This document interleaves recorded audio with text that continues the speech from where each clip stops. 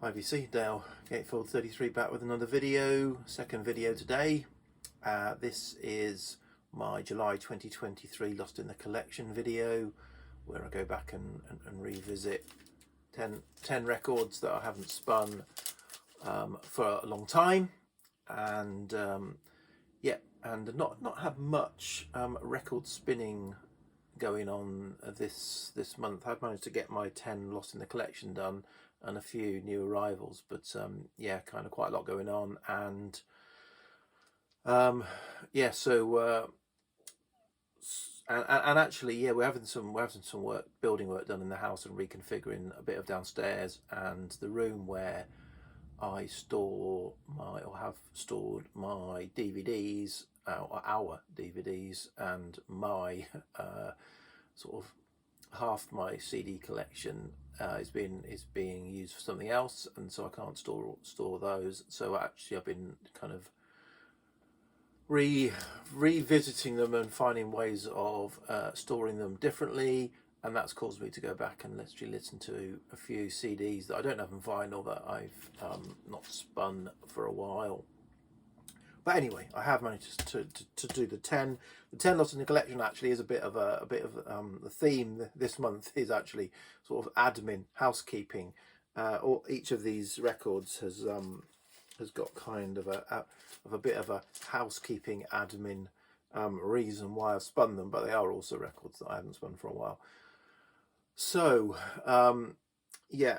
In fact, mainly, so the main for most of them, but I'll say where it's different is that I do have a lot of the records I have in vinyl. I also have digitally, either as they come as downloads, or I've got CD versions, and all of that gets ripped onto my laptop. 50 odd thousand tracks, and I like to rank each of the tracks, give them a rating out of 5, and which helps me then put together playlists for the car.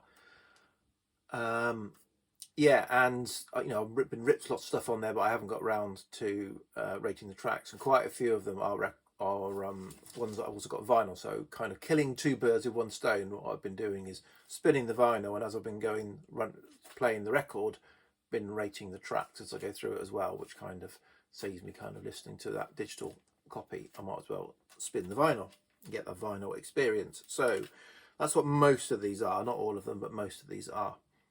So let's get on with it, and I'll show these in the order that I played them. So starting with this Bob Marley Survival 1979 album, so later period Bob Marley, a couple of years before he passed away. And as with kind of that later period, a bit of a more political statement piece album, but still really enjoyable. The fantastic reggae music, quite a chill album, even though there are some strong messages, a bit more keys and keyboards coming into the mix, but yeah, rootsy protest type Bob Marley album, and often overlooked, I think, but a really strong album, I thought.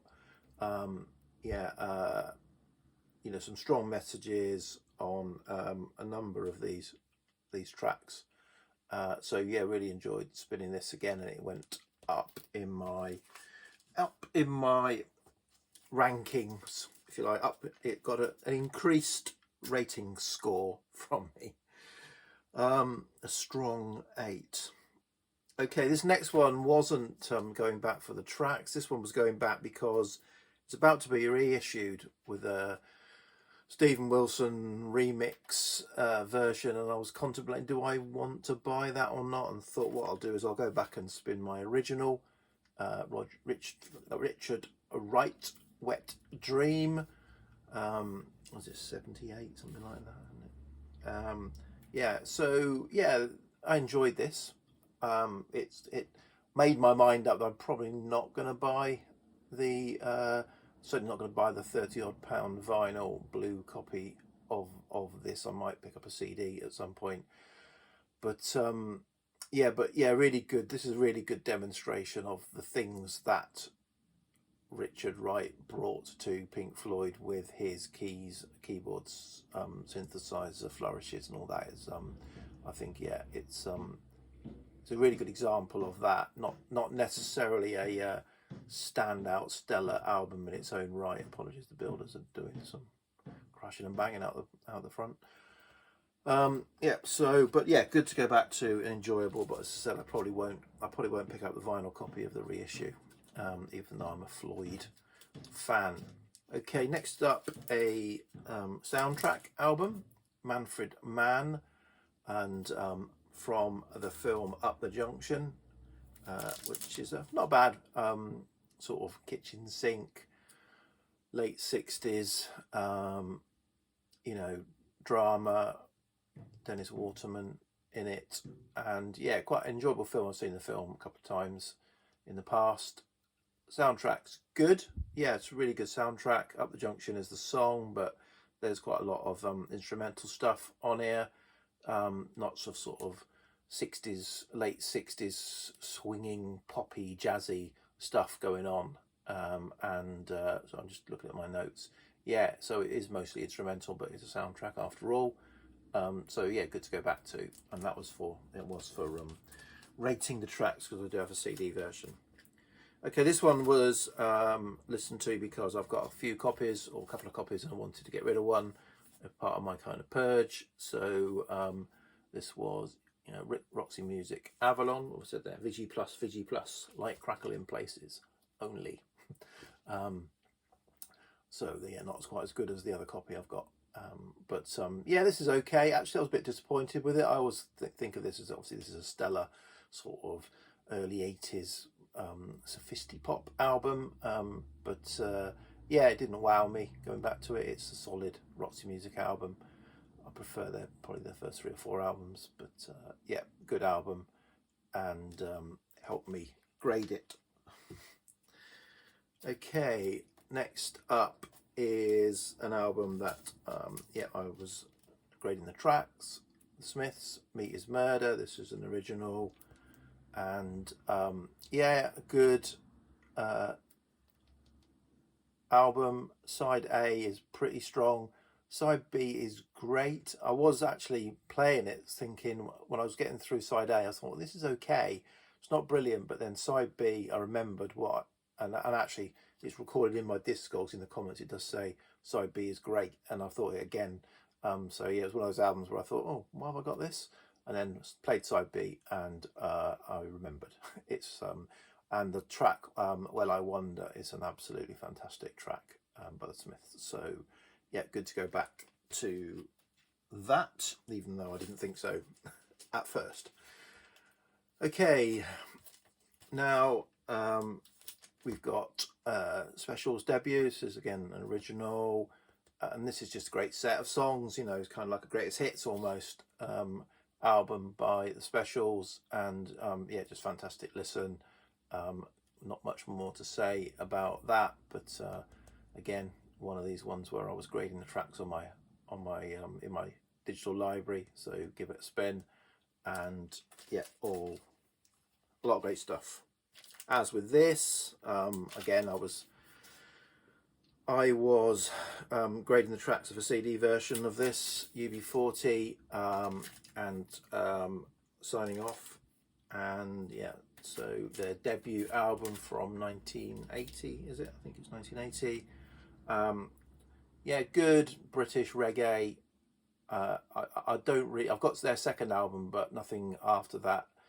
And I'm not a massive fan. I know nothing, you know, of their later stuff, to be honest. But this is good. It comes with a bonus EP for you. So, but the album itself, I think, is probably the best.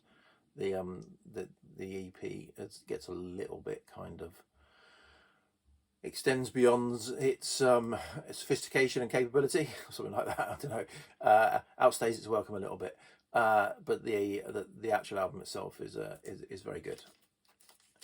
Okay, what's next?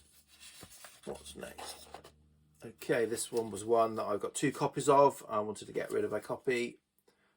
Again, an album that needs no introduction. Fleetwood Mac Tusk, double album. Yeah, really nice, really great double album. Good to go back to this. You know, as with a lot of people, Rumours is an album that you've heard too much.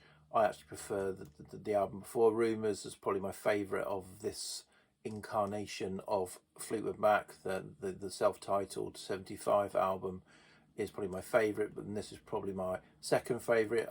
I can accept that Rumours is probably a better album, but I've heard it too much, and therefore I would play those other two before I would play Rumours, but I accept that it is a great album. But this is great as well. Okay, what we got now, a bit more Sophisti-Pop. An album I probably should have showed in my Sophisti-Pop albums is the La Variété by Weekend. So Weekend formed, or certainly the female vocalist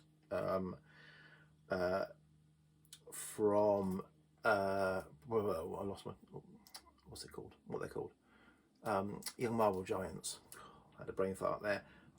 And this, yeah, so this is kind of Sophisti-Pop with the Young Marble Giants style female vocals going on.